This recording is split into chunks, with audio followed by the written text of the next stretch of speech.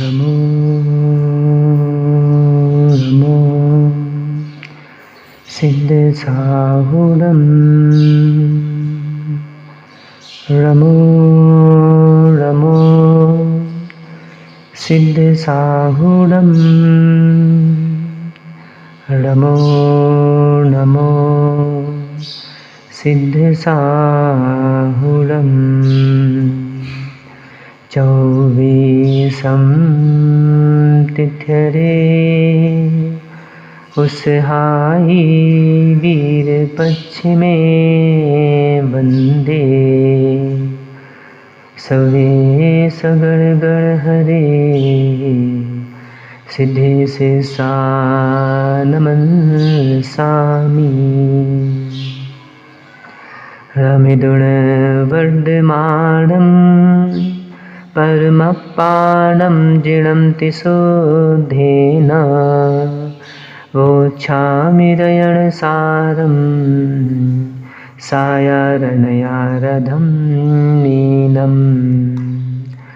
अंततीत सिद्ध परमेष्टि भगवान की, वर्तमान शासन नायक वर्धमान स्वामी की, 1008 मूलनायक भगवान श्री पद्म प्रभु स्वामी की, परम पूजनीय आचार्य भगवान 108 श्री कुंद स्वामी की, परम पूजनीय दीक्षा शिक्षा प्रदाता आचार्य भगवान गुरु श्री 108 विशुद्ध सागर जी महाराज जी की, सिद्धांत शास्त्र की,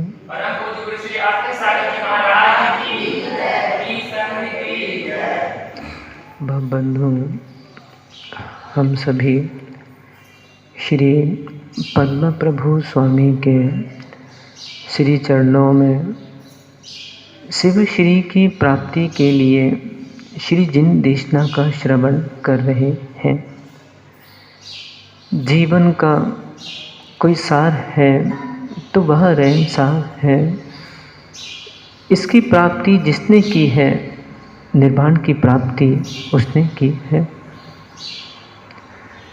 इस संसार में सर्वोत्तम गुरु वही है जो हित का उपहार दे दे और अहित का परिहार कर दे। जो हित का उपहार नहीं दे सकता वो सर्वोत्तम गुरु नहीं हो सकता। जो अहित का परिहार नहीं कर सकता वो सर्वोत्तम गुरु नहीं हो सकता। आज यदि एक व्यक्ति से पूछा जाए कि बताओ तुम्हारे लिए हित की वस्तु क्या है जो तुम्हें उपहार में दी जाए, तो क्या कहेगा? एक व्यक्ति कहेगा मुझे धन दे दो, एक व्यक्ति कहेगा मुझे घर चाहिए है, एक व्यक्ति कहेगा मुझे बड़ी गाड़ी चाहिए है, एक व्यक्ति कहेगा खाने पीने को भोग सामग्री चाहिए है, एक व्यक्ति कहेगा मुझे उपहार में अच्छे अच्छे मित्र दे दो, एक व्यक्ति कहेगा मुझे बड़ा सा जिनालय दे दो, मुझे भगवान की भक्ति करना है। अनेक अनेक प्रकार की विचारधारा जीवों की होगी, पर श्रेष्ठ जो हित किसी में यदि है उसका नाम मोक्ष है। कल मैंने कहा था ना, जब तक ये शरीर रहेगा तब तक इसकी ज़रूरतें बहुत अधिक हैं। ये मक्कार हो गया है शरीर, इसको जितना दोगे ये उतना मांगेगा। तो यहाँ क्या कह रहे हैं? हित का उपहार कोई देने वाला है, वह मोक्ष की प्राप्ति कराने वाला कोई साधकतम है, उसका नाम ध्यान है। ध्यान बढ़ाओ। श्रावकों को ध्यान बढ़ाने की बहुत आवश्यक है। अभी देखा था ना अपन ने, जो गाथा भी अपनी चल रही थी कल, अपन ने यहाँ देखा था गाथा क्रमांक 50 में सम्यक दृष्टि श्रवण और सम्यक दृष्टि श्रावक इस धरा पर बड़े दुर्लभ हैं। ये मन तो ऐसा है, संकल्प विकल्प के झूले में झूलता रहता है। कभी कहता है ये मेरे हैं, कभी कहता है मैं इनका हूँ। सोचो तो, हम देखते ना बहुत से लोग साधु के पास भी आते हैं, महाराज जी हमारी चाची, महाराज जी हमारी मामी, महाराज जी हमारे रिश्तेदार उते रहते, हमारे उते रहते। एक भी व्यक्ति कमरे में आके कभी नहीं कहता कि महाराज जी ये शरीर मेरा नहीं है। ये भाव किसी का नहीं होता। तो कभी कभी ध्यान कर लिया करो, मैं हूँ, मैं हूँ, इसका ध्यान करो। बोलो, जोर से बोलो, मैं हूँ, मैं शरीर नहीं, मेरे मैं नहीं। ये ध्यान तो करो। अपन मात बस नमोकार हो करके करके आए मंदिर में, 4 घंटी बजाई, माला फेरी, चले गए। चलो घर में ध्यान कर लो कम से कम। मैं समझ रहा हूँ आज मोह की ग्रंथि बहुत तीव्र है। मोह को पृथक करना आज हर किसी के बस की बात नहीं है, परंतु कम से कम यदि आज व्यक्ति ने ध्यान प्रारंभ किया, मैं हूँ, एको हम, करो करो, एको हम, एको हम। अभी देखो पर्युषण पर्व आ रहे हैं और सब लोग यदि सब कोई नींद जाग जाए, सबकी नींद खुल जाए, तो मैं बोल रहा हूँ सबके सब यहाँ 5:30 बजे आ जाओ। यहाँ पे 5:30 से 6:30, 5:30 से 6 आधी घंटा बढ़िया अच्छी दिग्बंधना करो। पदस्थ ध्यान, ये जो ध्यान हो रहे हैं, एक एक ध्यान करने से, ध्यान रखना, ज्ञान से निर्वाण नहीं होता। ज्ञान की पूर्णता, केवल ज्ञान तो दिला देगी, पर चारित्र की पूर्णता जब तक नहीं होगी, ध्यान जब तक नहीं होगा, तब तक इस जीव को निर्वाण की प्राप्ति नहीं हो सकती। हित का परिहार, उपहार देने वाला कोई है, वो ध्यान है। तो सुबह देखो बहुत सोया, 10 दिन के पर्युषण पर्व आ रहे हैं, और व्यक्ति जो दिनचर्या उसकी अन्य समय में है, जैसे मान लीजिए कोई 8 बजे उठता है, कोई 7 बजे उठता है, और वही दिनचर्या पर्युषण पर्व में रही, सार क्या निकलेगा? इसलिए यदि पर्युषण पर्वों में कम से कम इतनी प्रतिज्ञा ले लो, सुबह 4:30 बजे उठ जाएंगे। कितने लोग नियम ले रहे हैं? पर्युषण पर्व में सुबह 4:30 बजे उठ जाएंगे। उठो। अन्य समय में भी वही सो रहे हैं। अच्छा, यदि 10 दिन का पर्युषण पर्व आ रहा है, यदि अन्य समय में भी वही कपड़े धो रहे हैं, वही सब कुछ आराम साराम चल रहा है, और 10 दिन पर्युषण पर्वों में भी वही आराम साराम चल, सार क्या निकलेगा? वैसे 10 दिन पर्युषण पर्वों में साबुन सोडे से नहाने का और साबुन सोडे से कपड़े धोने का त्याग करो। भाई वास्तविक पर्युषण पर्व यही तो है। यदि हम जो हिंसा अन्य समय में चल रही है, वही हिंसा यदि पर्युषण पर्व में भी करें, सार क्या निकलेगा? बस दिन भर चटर मटर बोलते रहते हैं। 10 दिन का नियम लो कि मैं 10 दिन पर्युषण पर्वों में 5 घंटे का मौन रखूंगा। यही तो साधना है। अब जैसे पर्युषण पर्व आए और जैसा अपन पहले जीवन जीते गए, वही जीते जा रहे हैं, सार क्या निकलेगा? 10 दिन के पर्युषण पर्वों में मैं साबुन का पूर्ण रूप से त्याग करता हूँ, कपड़े धोने का मैं पूर्ण रूप से त्याग करता हूँ। अच्छे से रखो ना भाई। जैसे कपड़े, माना मंदिर के कपड़े पहने, घर जाओ वो कपड़े उतार दो। बहुत से लोगों की क्या धारणा होती है, जिनको दुकान जाना है वो क्या करते हैं, मैं देखता हूँ ना, बड़े शहरों में भी हो, छोटे शहरों में भी हो, वे वो कपड़े पहन के आ गए, टी शर्ट जीन्स टॉप जो भी पहन के आना वो पहन के आ गए, उसी से मंदिर कर गए, उसी से दुकान चले गए। मंदिर के कपड़े और घर के कपड़े अलग होना चाहिए है। अब दुकान चले गए, उसी में लघु शंका कर ली, उसी में दिन भर गद्दियों पे बैठ गए, उसी पे खाना खा लिया, उसी पे सकरा कर लिया, अब वो आके मंदिर आ गए। एक जोड़ी कुर्ता पजामा या अच्छे शर्ट पैंट सुबह पहनो, मंदिर आओ, और वो कपड़े जाके घर पे जाके पहले पूरे उतार दो, जहाँ तक कि अंदर के अंडरवेयर बनियान भी उतारो, उतारने के बाद उनको धो के डाल दो और दूसरे जो दिनचर्या के कपड़े हैं वो अलग से पहनो, और फिर वही कपड़ों को दोबारा दूसरे दिन पहन के आप जिनालय आइए। नहीं तो इस जीव की द्रव्य शुद्धि नहीं है, भाव शुद्धि क्या बनेगी? विचार करो। ऐसी माता वर्ग को भी जो साड़ी जिनालय पहन के आ गए, अब वो साड़ी घर जाके उतारो, दूसरी साड़ी पहनो और फिर घर के काम करो, झाड़ू पोछा जो भी काम करना हो, ताकि वो साड़ी पहन के पता चौके में चले गए। चौके मतलब अपने घर के अशुद्ध भोजनशाला में, उसी से आलू प्याज बना लिए, सब कुछ कर लिया। तो ये द्रव्य शुद्धि होती है। तो पर्युषण पर्व आ रहे हैं, इन पर्युषण पर्वों में कम से कम ये प्रतिज्ञा करो कि सूर्यास्त के 48 मिनट पहले हाथ धो लेंगे।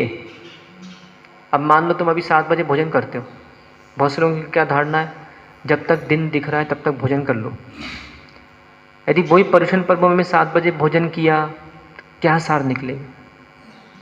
कुछ भेद तो दिखे कि महापर्व आ रहे हैं, त्यौहार आ रहे हैं, चलो पर्युषण पर्व 10 दिन के आ रहे हैं, चलो हम 10 दिन के पर्युषण पर्वों में प्रतिदिन 11 बार भक्तामर पढ़ेंगे, जिनालय में 5 माला अलग से देंगे।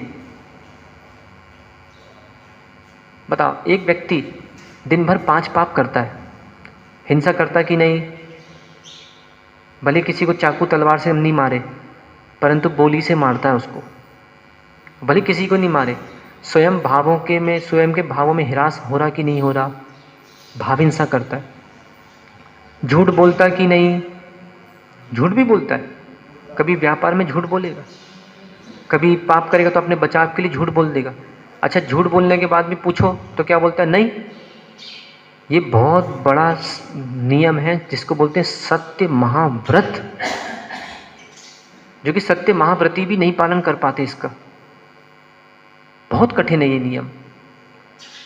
तो झूठ बोलने का त्याग करो कि मैं कभी झूठ नहीं बोलूँगा। पर्युषण पर 10 दिन आ रहे हैं, चलो कितने लोग नियम ले रहे हैं कि पर्युषण पर्व के 10 दिन झूठ नहीं बोलूँगा।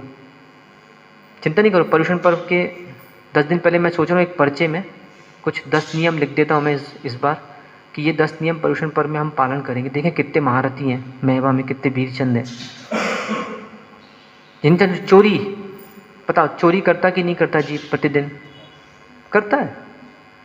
या तो किसी के पैसे चुराएगा, 2 का 5 करेगा, या फिर अपने घर में स्वयं की चोरी करेगा। अब बताओ, किसी ने यदि शाम को स्वाध्याय नहीं किया, उसने चोरी कर ली। किसी ने साधु को आहार नहीं दिया, उसने चोरी की है। किसी ने यदि संयम का पालन नहीं किया, उसने कच्चा पानी पिया है, या उसने चोरी करी है। किसी ने यदि प्रतिदिन श्रावक ने प्रतिक्रमण नहीं किया, उसने चोरी की है। 6 आवश्यक नहीं किए मतलब तुमने 6 आवश्यकों की चोरी कर ली। इसलिए पर्युषण पर्व में शाम को 20 मिनट का प्रतिक्रमण होगा, तो चाहे कोई भी भैया हो, अपनी दुकान बंद करके प्रतिक्रमण करने आना। पर्युषण पर्वों में झूठ चोरी करता है, कुशील करता कि नहीं? अभ्रम सेवन करता है ये। चलो कभी कभी द्रव्य से नहीं करता, पर भावों से कितनी बार अभ्रम सेवन करता है। परिग्रह, इसकी परिग्रह में आसक्ति है कि नहीं? अब सोचो, एक व्यक्ति 5 पाप दिन भर करता है, तो कम से कम रात को सोने के पहले 5 नमोकार की माला फेर के सोया करो कि हे भगवान, आज मैंने 5 पाप किए, इसके प्रायश्चित स्वरूप मैं कम से कम 5 नमोकार की माला फेर के सो रहा हूँ। विचार करो, अभी कम से कम चातुर्मास चल रहा है। चलो कोई बात नहीं, जितना समय निकल गया सो निकल गया। आगे आने वाले समय में जितना भी है, प्रतिदिन नमोकार की 5 माला फेरो दिवाली तक, कि कम से कम चातुर्मास चल रहा है। इस चातुर्मास में जितनी भी पाँचों पाप हो रहे हैं दिन भर में, इसकी चलो प्रायश्चित रूप तो करते चले। तो पर्युषण पर्वों में दिनचर्या कुछ भिन्न होना चाहिए। चलो मुनिराज हैं, पर्युषण पर्वों में 10 दिन साधु को आहार देंगे। पुरुष वर्ग पर्युषण पर्वों में 10 दिन साधु की बैयावृत्ति करेंगे। बताओ, चातुर्मास चल रहा है, श्रावक साधु नगर में है। मुझे तो बड़ा आश्चर्य होता है जो पुरुष साधु की बैयावृत्ति करने नहीं आते।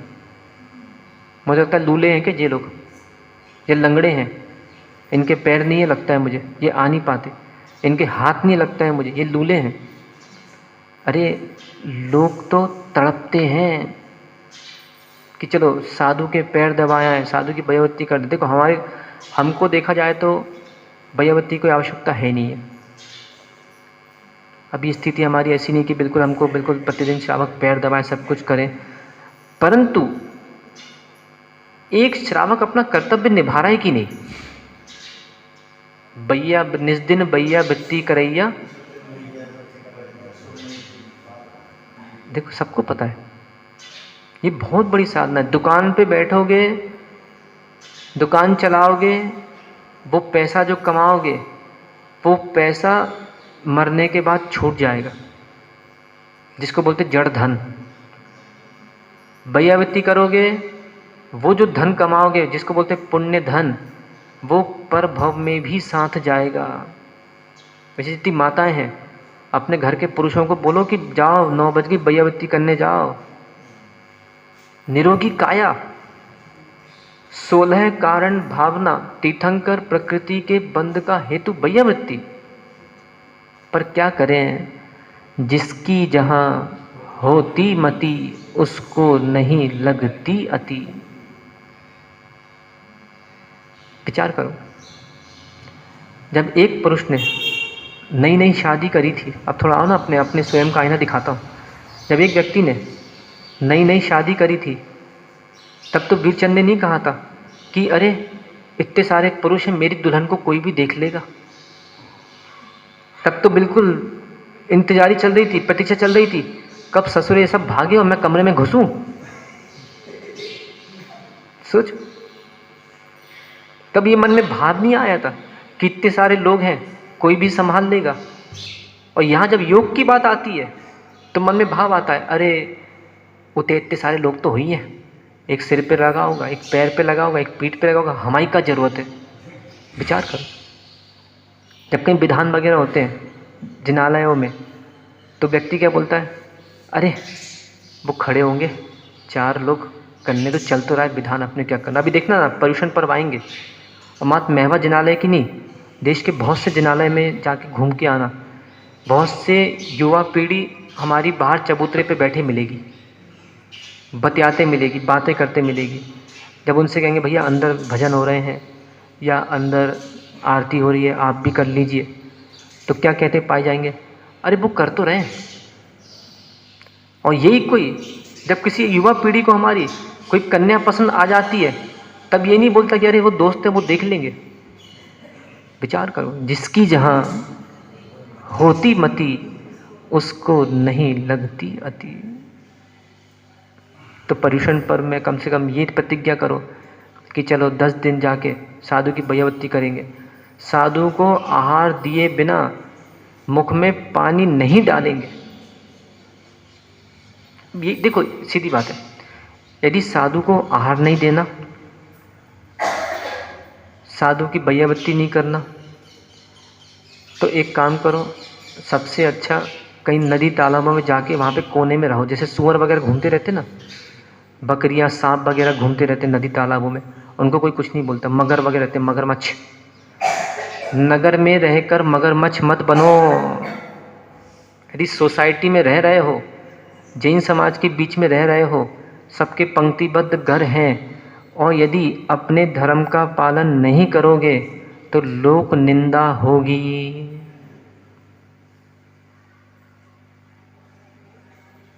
सीधी सीधी बात है। और फिर उद्दंडता जीवन में आ जाएगी। जीवन गया, कैसी उद्दंडता आएगी जीवन में, मतलब जैसे मान लो किसी ने कहा कि भैया आप चौका लगा लो, अरे टाइम नहीं है हमारे पास। ये क्या हो गया, उद्दंडता आ गई इसके पास। किसी ने कहा अरे दुकान पे बैठे रहते हो, भैयवती कर लो। अरे हाँ, छोड़ो तो, क्या है भैयवती करने से क्या होता है, छोड़ो, कुछ भी नहीं। उद्दंडता आ गई। अब 2 4 5 बार उसको बोला गया, अब उसकी आदत में नहीं आया, अब वो व्यक्ति क्या हो गया, उद्दंड हो गया। अब उसका मन करेगा अरे चलो छोड़ो छाड़ो, क्या करना। उसका जीवन चलता रहेगा। पता चला सत कर्तव्यों से हीन हो गया। अभी पर्युषण पर्व भी आ रहे हैं, बहुत सी मम्मियाँ अपने बच्चों को समझाते दिखेंगी, दृष्टिगोचर होंगी कि बेटा रात होने के पहले भोजन कर लेना, रात को पानी नहीं पीना, रात को दूध नहीं पीना, रात को फल वगैरह मत खाना। पर बच्चे कुछ ऐसे उद्दंड हो जाएंगे कि तुम्हें क्या करने, तुम अपना व्रत करो, हमें अपना करने दो।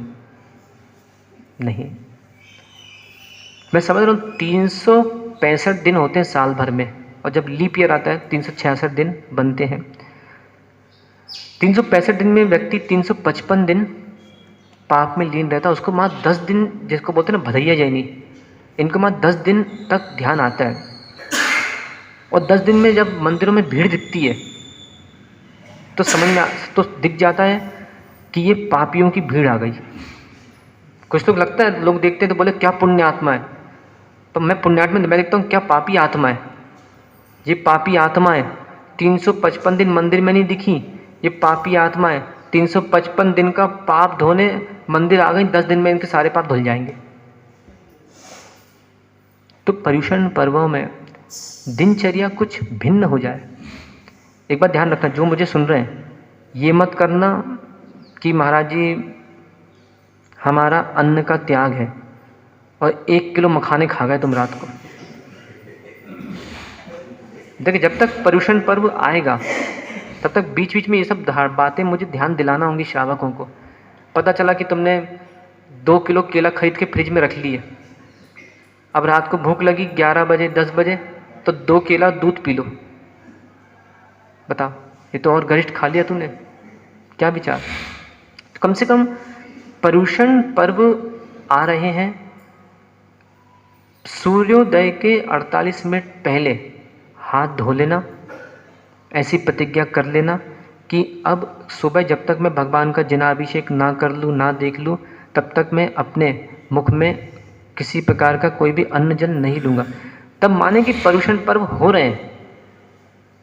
और नहीं तो हमारे यीशु भाई ने क्या किया, मूंगफली सेंक के रख ली 1 किलो। अब पता चला मूंगफली और गुड़ खा रहा है रात को बैठ के। ये पर्युषण पर्व चल रहे हैं, विचारो। तो क्या कह रहे हैं कि मन जो है संकल्प विकल्प के झूले में झूलता ही रहता है। इसका स्थिर करना ध्यान है। इंद्रियां भी देखें, इंद्रियों का नियंत्रण, इंद्रियों का राजा कौन, मन। राजा को पकड़ लो, प्रजा अपने आप सरेंडर हो जाएगी। देखा नहीं, बड़े बड़े युद्ध होते हैं, पुराणों में अपन पढ़ते हैं, किसी ने राजा को धराशायी कर दिया तो अपने आप सारी प्रजा भी पीछे की पीछे, पूरी सेना खत्म। ऐसे ही इंद्रियों में भी सबसे कठिन इंद्री जिनको जीतना 2 प्रकार का देखें। इंद्रियों को विभाजित किया गया है काम इंद्री में और भोग इंद्रियों में। स्पर्शन और रसना ये कहलाती हैं भोग इंद्रियां।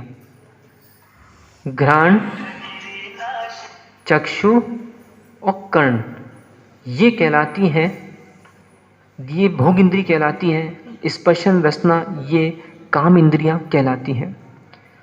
यदि प्रत्येक चीज देखे अपने हाथों से, 4 अंगुल की उसकी रसना इंद्री, इसको बोलते हैं जीभ, 4 अंगुल की उसकी स्पर्शन इंद्री। इसलिए क्या कहते हैं, जिसने 8 अंगुल पे नियंत्रण कर लिया उसने 8 कर्मों का नाश करके 8 गुणों को प्राप्त कर लिया। और जिसने 8 अंगुल पे नियंत्रण नहीं किया और अंत समय तक, तो चलो एक बार व्यक्ति को सूंघने का मन नहीं करता, घ्राण इंद्री उसकी शांत हो जाती है। चक्षु इंद्री ज़्यादा देखने का भी उसका मन नहीं करता, वो आंखें बंद करके उल्लू की तरह पड़ा रहता है। कर्ण इंद्री जीवन भर सुनने का भी उसका मन नहीं करता। स्पर्श इंद्रिय अर्थात वासनाओं में भी उसकी शिथिलता धीरे धीरे आ जाती है, उसकी वासना करने का भी उसको मन नहीं करता।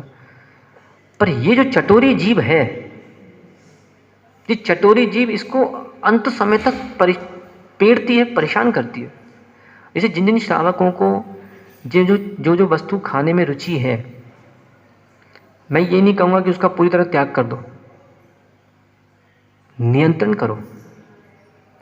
यदि आज एक व्यक्ति को माना रबड़ी पसंद है और उसने रबड़ी के प्रति नियंत्रण नहीं किया और कहीं बुढ़ापे में उसको रबड़ी की याद आ गई लेटे लेते, और कहीं पता चला एक कटोरी रबड़ी खा गया और बुढ़ापे में हो गया था इसका लीवर कमज़ोर, और कहीं रबड़ी खा गया, अब इसको लग गया दस्त। अब बेचारा बुढ़ापे में जिसको दस्त लग जाए वैसे उसका शरीर नहीं बचा, और दस्त लग गया, पौवा भर शरीर बचा उसका, बस तराजू में तोल लो। अब क्या होगा? दस्त लगेंगे, उल्टी होगी, भाव अशुभ हो जाएंगे। कारण क्या बना इसका? रसना इंद्री की गृद्धता। जैसे दिगंबर साधुओं को देखना, आप कभी भी दीक्षाएं वगैरह होती हैं, दिगंबर साधु अधिकतर अपनी जो पसंद चीज़ होती है वो त्याग कर देते हैं। संघों में पूछा जाता है, आचार्य महाराज भी हम लोग से पूछते थे कि बेटा क्या ज़्यादा पसंद है, तो किसी ने बोला आचार्य जी ये, आज से आजीवन त्याग कर दो। तो जो विरक्त रहते थे वो लोग, वो साधु ठीक है, हाथ जोड़े, आज से हमारा आजीवन त्याग।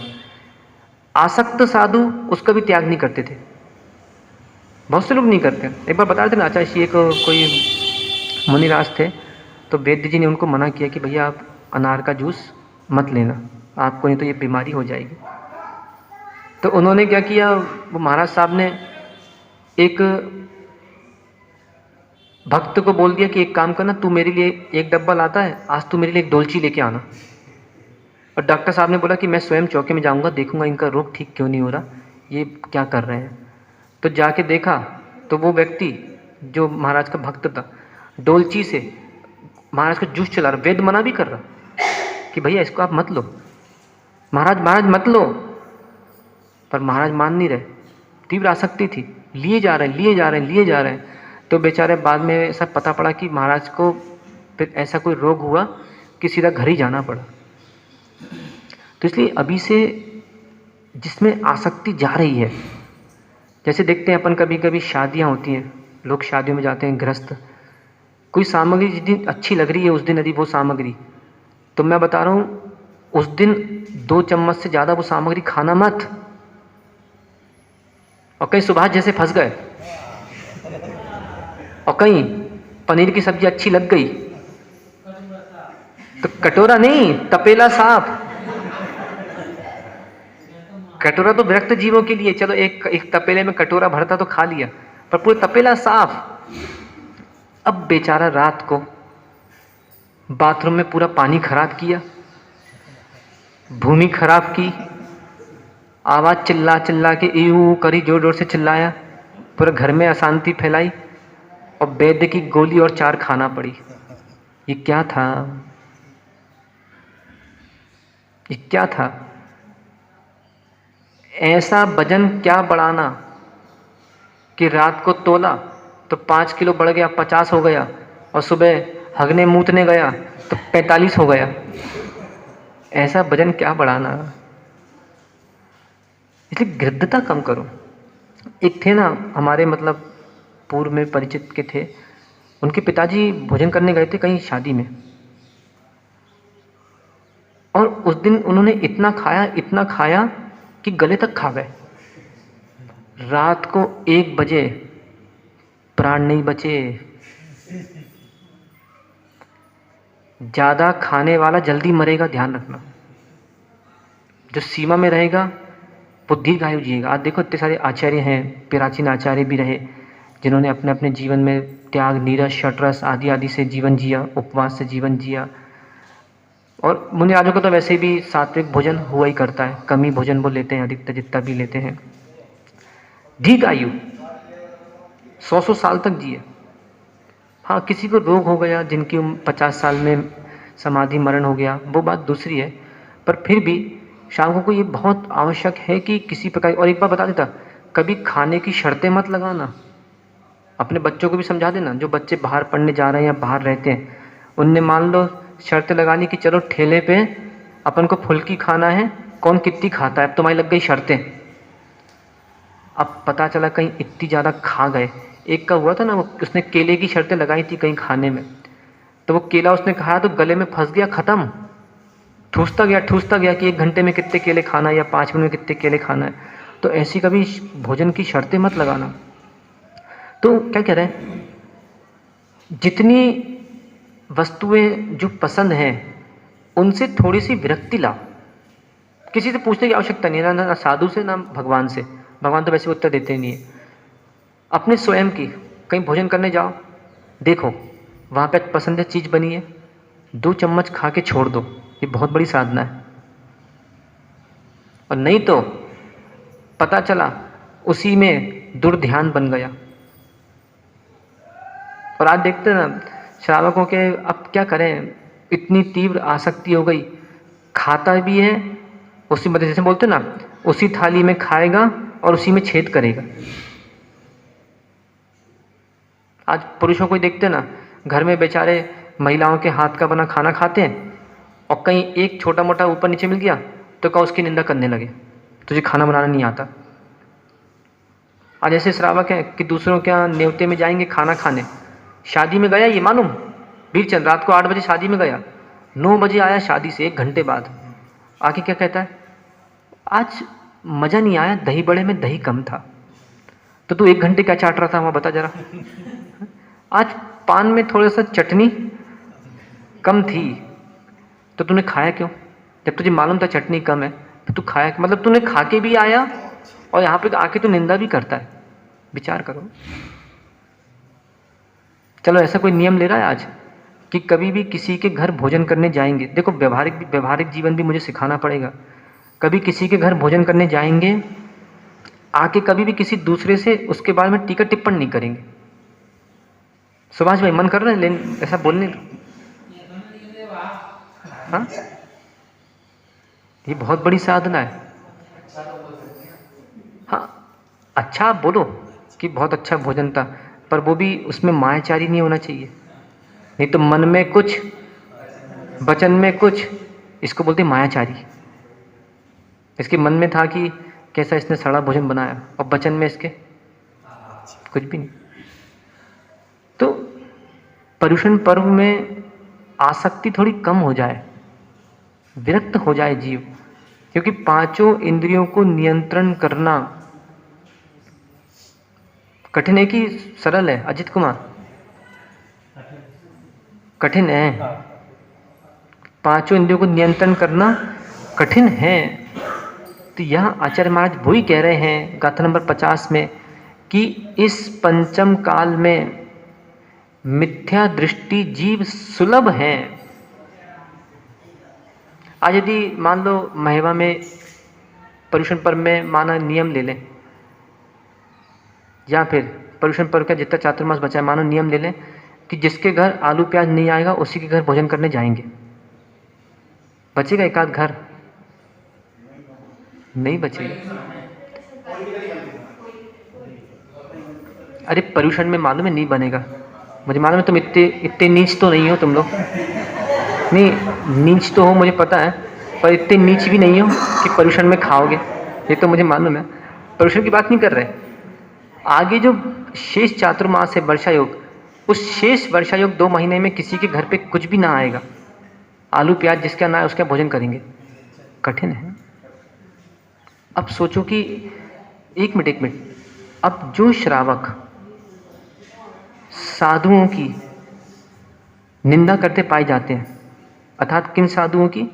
जिनके साथ स्वयं के चौके चलते हैं या जिनके साथ में स्वयं के लोग लगे हुए हैं, तो बहुत से श्रावक उनकी निंदा करते पाए जाते हैं कि बताओ महाराज का तो स्वयं का ही चौका है, वही दीदी बनाती हैं, वही भैया बनाते हैं, वही करते हैं, तो हम लोग काय के लिए हैं? ऐसे बहुत से श्रावक कहते हैं। उन श्रावकों से मेरा कहना है, तुम लोग आचरण तो उच्च करो अपना,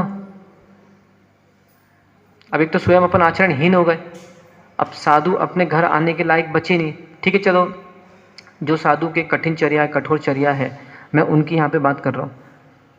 तो अब अपन स्वयं हीन हो गए, अपन ने अपने घर को उस लायक बचाया नहीं कि साधु के चरण पड़ सके। अब उनको तो अपना जीवन जीना ही है, उनको तो अपनी साधना करना ही है, उनको तो अपने नियमों का पालन करना ही है। तो फिर उन मुनिराजों को ऐसा करना पड़ता है। फिर बहुत से सेठ वगैरह उनके साथ लग जाते हैं, उनका चौका वगैरह सब चातुर्मास में भी साथ में रहता है, वहीं पे रहता है, सब कुछ शुद्धि का पूरा कार्य होता है। तो या तो अपन मौन ले लें, श्रावकों से मैं कह रहा हूँ, या तो श्रावक मौन ले लें, टीका टिप्पण ये सब चीज़ों में बंद कर दें।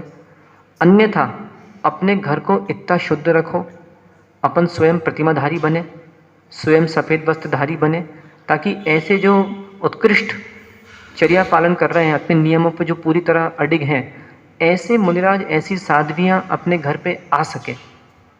और नहीं तो कम से कम टीका टिप्पण करने की जगह क्षेत्रों पे रहते हैं साधु वर्ग, चौके वहाँ पे लगते हैं। अब बहुत से श्रावक देखते हैं ना, हम निंदा करते पाए जाते हैं कि वो महाराज जी ये कह रहे थे, वो महाराज जी वो कह रहे थे। अरे श्रावक ही यदि अपनी जगह से पहले से ही सेवा करने लगे, तीर्थ क्षेत्रों पर मुनिराज स्थिर हो गए हैं, उनके चौके लगते हैं आदि आदि, श्रावक यदि वहाँ जाकर स्वयं जो भी अनाज, जो भी फल, जो भी सामग्रियाँ यदि वहाँ पे रखते चले जाए, या जैसे साधुओं को कोई बीमारियाँ होती हैं, औषधियाँ, औषध दान करना है। देखिए, औषध दान आगम में साधुओं के लिए नहीं लिखा, औषध दान श्रावकों के लिए लिखा है। साधु के कर्तव्यों में दान नहीं लिखा, श्रावक के कर्तव्यों में दान लिखा है। मतलब श्रावक के लिए क्या लिखा है? दान करे, पूजा करे। साधु के लिए क्या लिखा है? ध्यान करे, अध्ययन करे। तो साधु के लिए ध्यान अध्ययन, श्रावक के लिए दान पूजा। यदि मान लो कल, जैसे अभी पथरिया में सबको पता है युग प्रतिक्रमण यति सम्मेलन होने जा रहा है, यदि वहाँ पे मैं अपनी बात कर रहा हूँ स्वयं, यदि मैं वहाँ पे साधुओं के चौका लगाऊं, मैं वहाँ पे रोटी वोटी बनाऊं, या वहाँ पे मैं पानी वानी खींचने जाऊं कुएं पे, तो तुम लोग को कैसा लगेगा? कैसा लगेगा? विचार करो। एक मुनिराज पंच सूना के त्यागी होते हैं। अग्नि जलाना, कूटना, पीसना, पानी भरना, बुहारी, झाड़ू लगाना। अब बताओ, सुशील हमारे पाटे के नीचे देखने ही नहीं आता कि कहीं उसमें वो तो नहीं है, जाले वाले तो नहीं लगे, और कहीं मैं 2 बजे झाड़ू लगाते मिल जाऊं तो कैसा लगेगा? फिर तुम ही प्रचार प्रसार करोगे, अरे हम वो महाराज के कक्ष में गए थे तो महाराज ऊपर से जाले निकाल रहे थे, झाड़ू लगा रहे थे। अब श्रावक नहीं निकालेगा तो कौन निकालेगा? अच्छा, यदि जाले वाले कमरों में या जहाँ पे अशुद्धियाँ हैं, जब क्षेत्र अशुद्ध है उधर भाव शुद्ध कैसे होंगे? विचारणीय विषय है। तो इसलिए क्या कह रहे हैं, इस पंचम काल में ये नहीं कह रहे कि पूरी तरह लोप हो गया, कि सम्यक दृष्टि श्रावक नहीं है या पूरी तरह लोप है, दुर्लभ है, बिरले हैं। चलो अंतिम में समाप्त कर रहा मैं। चलो, ऐसा कितने लोग नियम ले रहे हैं, एक नियम पूछ के, कि पर्युषण पर्व में रात को 8 बजे भोजन करेंगे।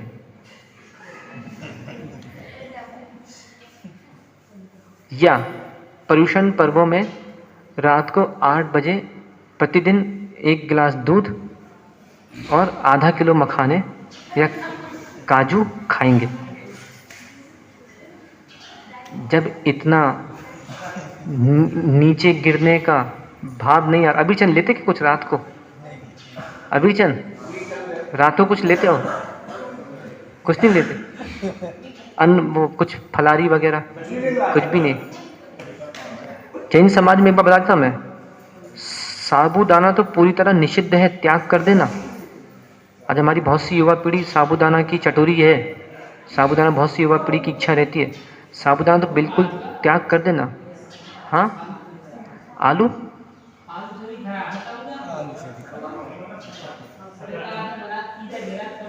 और श्रावक पर्याय कैसी है भैया? श्रावक पर्याय कैसी है? बोलो ना, श्रावक पर्याय कैसी है? अब महाराज जो तो अच्छी आए, कम से कम खावे मिलत पीवे मिलत, जितनी बार खाने सो खा लो, जितनी बार पीने सो पी लो, अच्छी आए। पर देखा जाए तो श्रावक पर्याय से अच्छी पर्याय श्रमण पर्याय है। श्रमण पर्याय से भी, हालांकि श्रमण पर्याय भी कोई ज़्यादा अच्छी नहीं है, ध्यान रखना। क्या है? पिच्छी का मंडल लो, घूमते रहो यहाँ से वहाँ से वहाँ, कहीं यहाँ कहीं पूरब, कहीं पश्चिम, कहीं उत्तर, कहीं दक्षिण। अंजलि लगाओ बेचारे श्रावक के सामने, जो 23 घंटे जिनका हाथ ऊपर रहता है, 1 घंटे श्रावक के सामने अंजलि बना के खड़े रहो, दे दो बाबा, खड़े हैं। अब वो आहार ले रहे हैं, 1 घंटे खड़े रहो। सोचो, ये अच्छी पर्याय है कि साधु पर्याय? इससे भी उत्कृष्ट कोई पर्याय है, वो अरहंत की पर्याय। खाना बंद, खाने की जरूरत नहीं है। ऐसी छाइक दान, ऐसी छाइक लाभ जिनको हो रहा है, ऐसी पुण्य वर्गनाएं आ रही हैं जिससे शरीर स्थिर है। आहार बंद 9 कर्म आहार होता है, कमला आहार नहीं होता। और उससे भी, पर उनका भी दुख है, समोशरण चलता है। हालांकि इच्छा के बिना इच्छा की सब उनकी क्रियाएं होती हैं, पर फिर भी 4 कर्म बचे हैं। उससे भी अच्छी पर्याय कोई है, उसका नाम है सिद्ध पर्याय। तो आज पदम प्रभु स्वामी से प्रार्थना करना कि भगवान मुझे उपहार दे दो। यदि कोई उपहार है, उसका नाम मोक्ष है। मुझे मुक्ति का उपहार चाहिए है, और मुझे कोई भी उपहार नहीं चाहिए है। ये डिब्बा डुब्बी ये सब तो ऐसा अनित्य है, नाश अवश्य हो जाएगा। रक्षा करो, रक्षा करो, रक्षा करो, रक्षा करो, जीव की रक्षा करो, रक्षा करो, जीव की रक्षा करो। यदि नहीं की रक्षा जीव की, तो चलती रहेगी दुकान। कर्म अजीब की भगवान आदिनाथ स्वामी की। भगवान